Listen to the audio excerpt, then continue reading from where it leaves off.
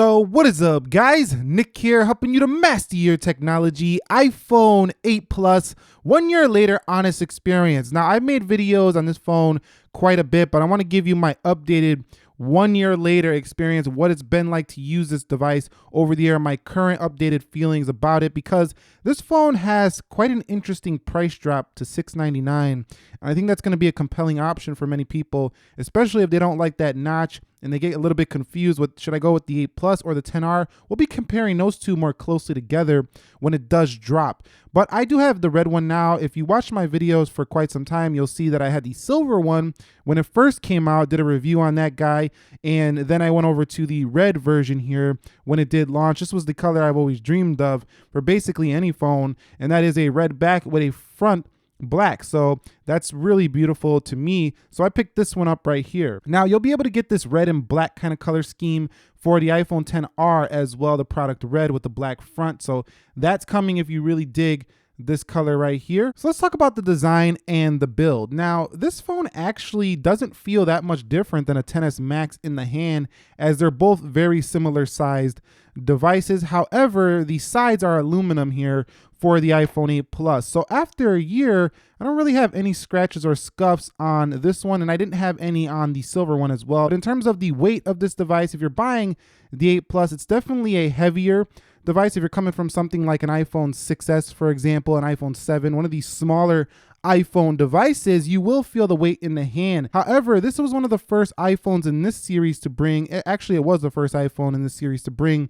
wireless charging and a glass back to this design. Now, this always made it felt a little more fragile than something like the iPhone 7 Plus, for example. It made me a little more scared to use it without having a case on it. Coming to this one, you do get a more fragile but a more premium refined design over the last versions. And that's one thing I really liked over my 1 year using it, is that this phone just felt super premium. Even though it had an older design, it still feels very premium. Now, the front build of this device is definitely probably the more stale looking of the whole entire device, and that's because of these chunky bezels. Now, a lot of people do love and miss Touch ID for phones like the 8 Plus, but these thick bezels, when you are looking at it versus a newer phone, they can start to make the phone look like it's from another era or something like that, even though it's only from last year, 2017. So this phone, not gonna be your most premium, standout, flashy kind of phone. It's more of a practical, really good iPhone with a big standard 16:9 display. So that brings me on to display. Now, this guy has a 1920 by 1080p display, and it's very sharp. It's not actually in need of any more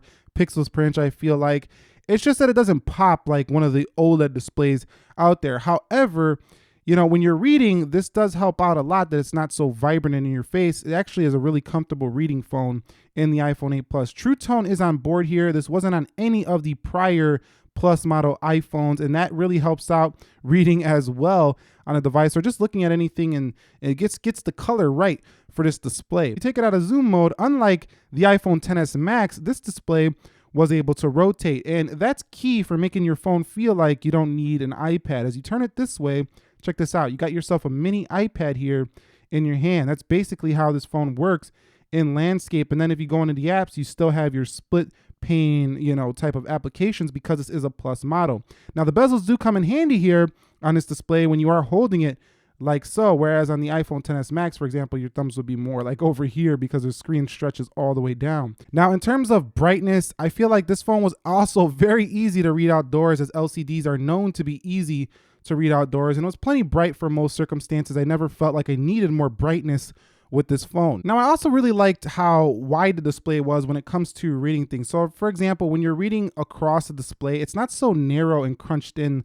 Like the text on an iPhone XS, for example, is more narrow. So your eyes just have more room to go across here on reading an article, for example, on a iPhone 8 Plus. So that's one thing I do really like about this display, is that it keeps that 16:9 standard display. A lot of people don't even think about this, but actually the newer displays are a lot more narrow and you have to pinch out to get in that standard resolution on video. I do like how, you know, comfortable the viewing experience was on the iPhone 8 Plus, especially with the addition of True Tone. And on video, this is probably where the 8 Plus has definitely been upgraded with the newer phones, is because I think OLEDs do shine in the video department. Overall, with 401 pixels per inch and a wide color gamut, this display is super accurate, super bright, and it has True Tone to add to just a better experience. It has oleophobic coating and it does scratch after you get so many use out of it, so put a screen protector on it. Only downside to this phone screen is the obvious one, and that is that it kind of just doesn't look like 2018. And if you can deal with that, you do get the benefit of fast and efficient Touch ID, and you do get pretty much all the other features of the newer displays, including the addition of things like 3D touch, something you're not even going to get on the iPhone XR. So that's really cool thing about the 8 Plus as well. Cheaper, yet gives you a more premium feature. Okay, so let's talk about software. The iPhone 8 Plus has been updated just as frequently as any other iPhone. And I gotta tell you, software has ran perfect on the iPhone 8 Plus for me. I haven't had really any bugs dating all the way back to iOS 11.2 or 3. When it first came out, there was some hangups here and there in terms of just some software bugs, but I mean, it never really ran slow. This phone, since day one, since I purchased it, silver and the red models have been running extremely well, like better than any other iPhone I've used. So this one is a beast in performance, and anybody with an iPhone 8 Plus will tell you the same thing. More than likely, they're not going to say that their phone performs slow. Very fast performance here. Apple A11 Bionic chipset in iOS 12 also brings screen time, which allows you to track your screen time and everything you're doing on your phone. You also get some new emojis coming in 12.1. You also get Siri shortcuts for this device and many more additions to iOS 12. So that has basically been no issue as software for the iPhone 8 Plus. Now, I just talked about performance a little bit on this device, but 3 gigabytes of RAM, Apple 3-core GPU, and this guy does have iOS 12. Anything you throw at it, it's no problem for the iPhone 8 Plus. It's super fast, everything's efficient,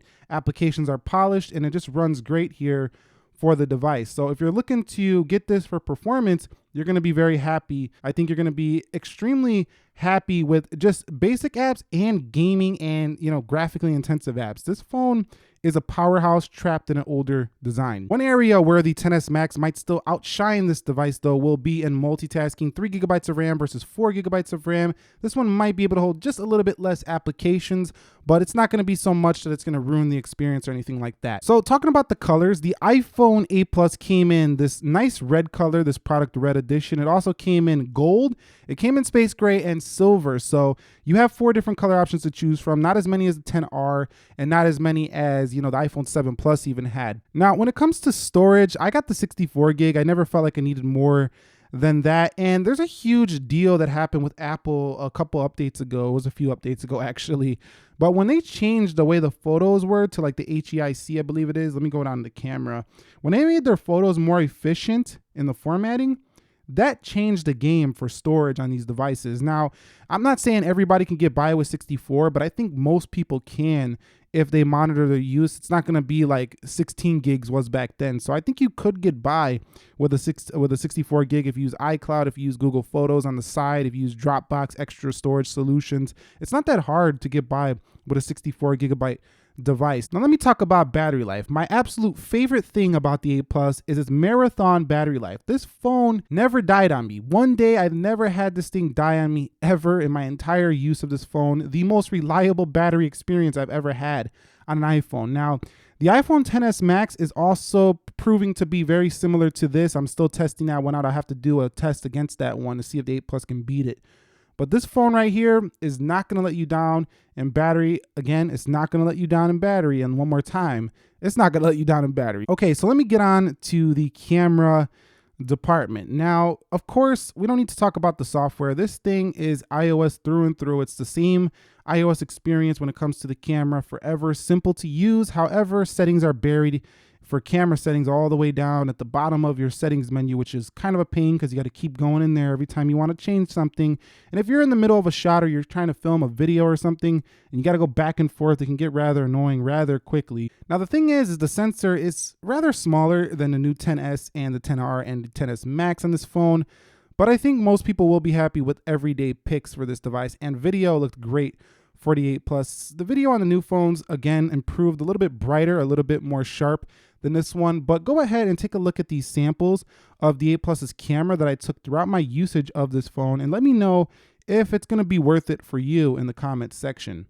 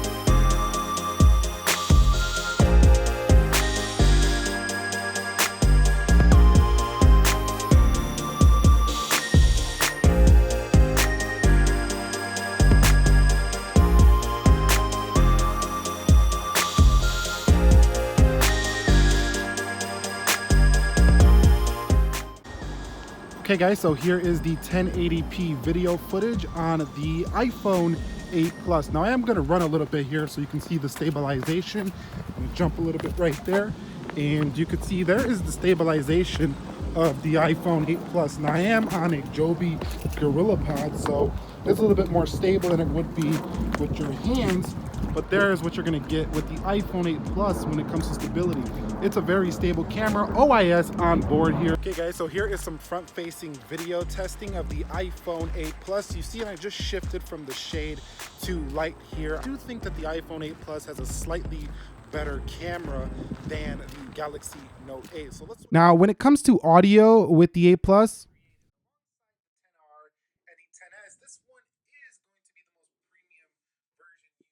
it has stereo sound.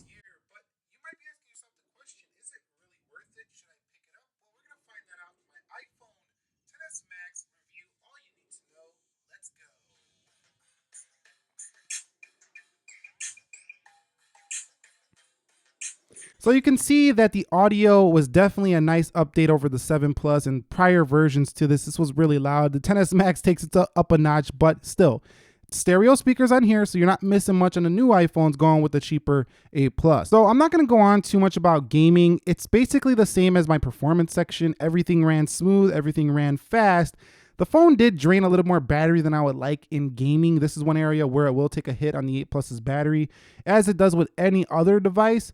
But when it comes to just my overall gaming experience, I've had no issues playing anything I wanted to throw at this phone. Having these bezels, sometimes it is a benefit to me to be able to hold on to this. It feels like a controller when you can hold on to something and still play your game, especially those racing games where it's kind of like the controls are moving the car like this.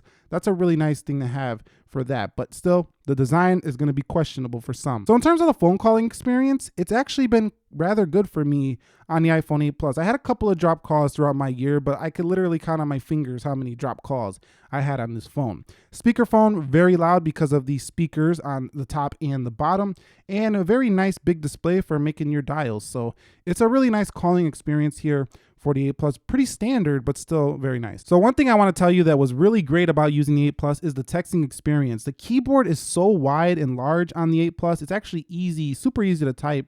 And because it's so accurate, I had no issues with the 8 Plus at all. This thing has just been great for typing. So if you like a spacious keyboard, you really can't beat the 8 Plus. The XS Max is up there, but this one was great as well. So I loved the messaging typing experience on this phone, and I think you will too. Okay, so let's talk about the pricing and the value of this phone. $699 for this device. So it's still up there with the 10R. $50 more gets you into a 10R. If you want that newer design, go with it. However, if you don't want that newer design, you still want to save some bucks, don't even buy this at $699. Go find this secondhand where you're going to get it for probably, $550, maybe even $6, and then you're saving big over the 10R. And this offers some things that doesn't offer. Number one is the 3D touch. Number two is a dual camera. Yes, it has a great camera on the 10R, probably better than the primary lens on here, but you don't have that optical 2x like you can get on the 8 Plus. So there is a benefit there. You have 1080p